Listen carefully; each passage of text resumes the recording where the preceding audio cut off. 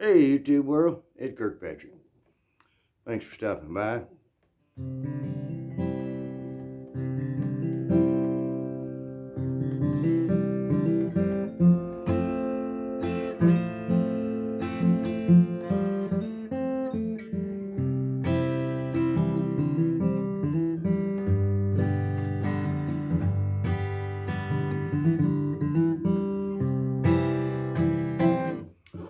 Man, oh man, what a beautiful day it was here today. Fall's in the air. Fall is definitely in there. Woke up this morning, 43 degrees. Yep. Of course, it was an hour or so later, 55, and then a couple hours later, 65, and then got up to 70. But this morning was cool and crisp, 43. And it's deer hunting season here for the bow and arrow. And the story I'm going to tell you tonight there is kind of disturbing in a way, and it's got a lot to do with situational awareness. Hope I'm saying that right. But anyway, a good friend of mine. Well, a lot of y'all know I got 284 acres that I manage as a hunting camp. Of course, I go timber there and it gets cut, and there ain't no money in that, I can tell you. Well, anyhow, one of my members, I charge him money, you know. Anyhow, his son, 11 years old, had been practicing with his bow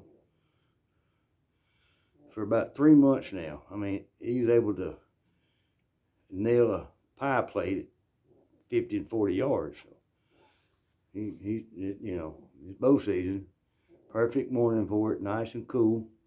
So they got up at 4:30 this morning, and he's taking him hunting. They got, a buddy stand out there at the property.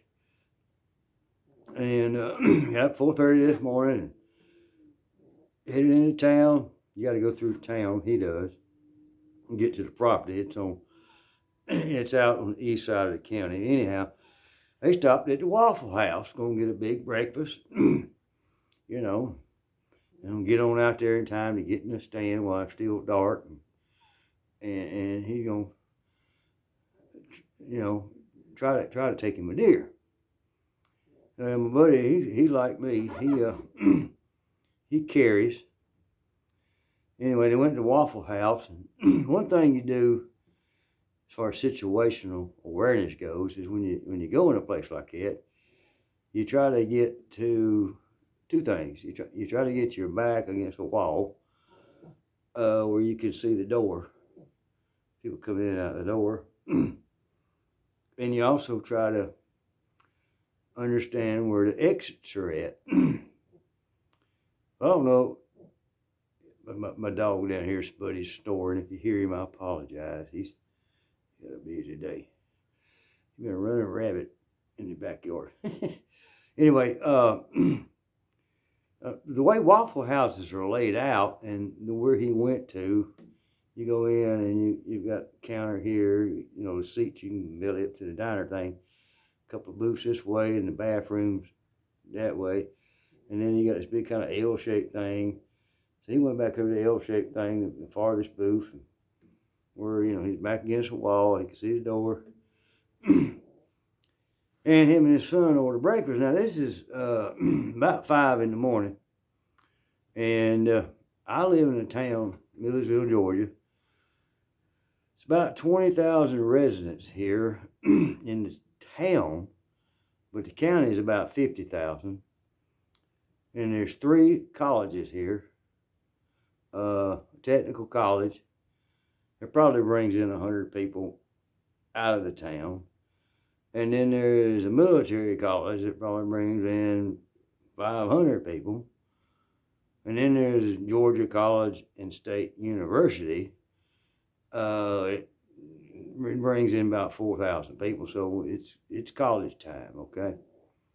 College is in session, so you've got another 5,000 to 6,000 people in town this time of year. Come Thanksgiving, they all clear out and they all come back after the first year. Anyway, it's just when college is in town because you can't find a parking place. That's what you know. You go downtown much. I do a little bit. I love the restaurants downtown. They're pretty good. But my buddy, they got in there and they got ordered and everything. And, well, it's, there's a bunch of drunks in there. They stay out, party, and then they go to the Waffle House, kind of get them a meal and sober up and go home, And is in there, and there's another group come in there, and there was a altercation broke out, a fight. And between where my buddy was sitting and the front door was where the altercation was. And it got the swinging fist and cussing and throwing drinks and cups, and he's sitting there thinking, I ain't got no way out. If this thing ratchets up to somebody pulling out a firearm or a knife, more people are killed by knives than firearms, by the way. I don't know what to do, because I'm going to protect my son, but I'm backed in the corner. I mean, I've been in the corner for a reason, to see what's happening, but I'm also, the fight's between me and the door. And he said it was luckily the big old cook back there grabbed a thing of hot water and poured it on him, and everybody broke up. And he hollered, I'm calling the police, and everybody scattered like a bag of marbles, hitting the Walmart parking lot. He said, it's all gone. And then, of course, the police did show up, but, they wanted to look at the video. Of course, everything's on video now. They want to look at the video. And it's just a bunch of college kids from one fraternity and another college kids from another fraternity. And one or two of the girls had done, they done crossed over. It wasn't gang violence, but we have that here too. I hate to say that. South side of town, it ain't no place to go, son. But anyhow, he's like, man, even though I'm armed, I felt helpless. And that's the point of the video, your situational awareness. Always be aware that harm could come to you. I know my Jeep truck there, when I get up to 15 miles an hour, the door's automatically locked. But if I somebody pull in the parking lot and I get out and then get back in, automatically hit that button and lock them doors. Because it ain't going to lock it by itself when you sit still. So that way, if somebody tries to jerk on the handle and want to do a carjacking, they in for a bad day. Yeah, they is. I'll shoot through a window. That's easy to replace. But anyhow, it upset him so bad that, it all cleared and done. They said they didn't finish eating. They just left. But anyway, the good news is they went out there and his 11-year-old son killed a little old four-pointer with his bow. He come under the stand and he said, now wait a minute. He said, wait till he quarters away from you. That's what he's telling me. Wait till he quarters away from you. And he said, go. And I bow hunted over years, and I don't do it no more because I can't never make the perfect shot. I busted up collarbone, and if you ever see my side, you think I was an alligator, man. From a four-wheeler wreck, I can't pull a bow back no more. Now, yeah, I could get one of them crossbows, but I've been bow hunting, and if you don't make the perfect shot, you spend 4 or 5 hours looking for the deer. And by the time you find it, it ain't no good. But anyway, The little boy made the perfect shot, hit the deer, that arrow went straight through him. The deer jumped up, bucked, walked about 5 yards, and just fell. Bled out right there. Yep. He sent me some pictures of him, boy, the little boy. First deer he ever took. Yeah. First deer wasn't with a gun, his first deer was with a bow. That's pretty cool, man. Anyway, I just want y'all to understand that wherever you go,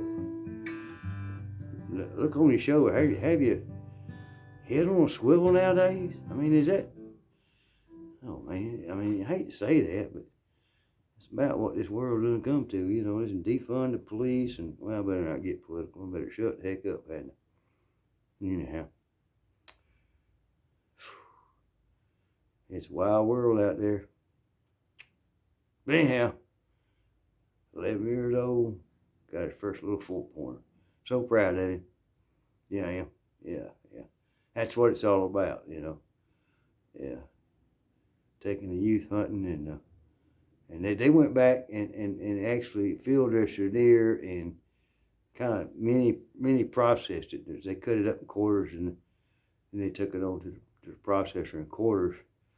So he made the son help field dress or gut the deer. So that's good. He learned a lesson like that. How sometimes you may be out there and you got to take care of yourself. You got to learn how to do that stuff. So anyway, enough rambling on. Situational awareness is very important nowadays. So I got this shadow following me around. I don't know. Anyway, God bless y'all. Thanks for stopping by. We love you. Adios.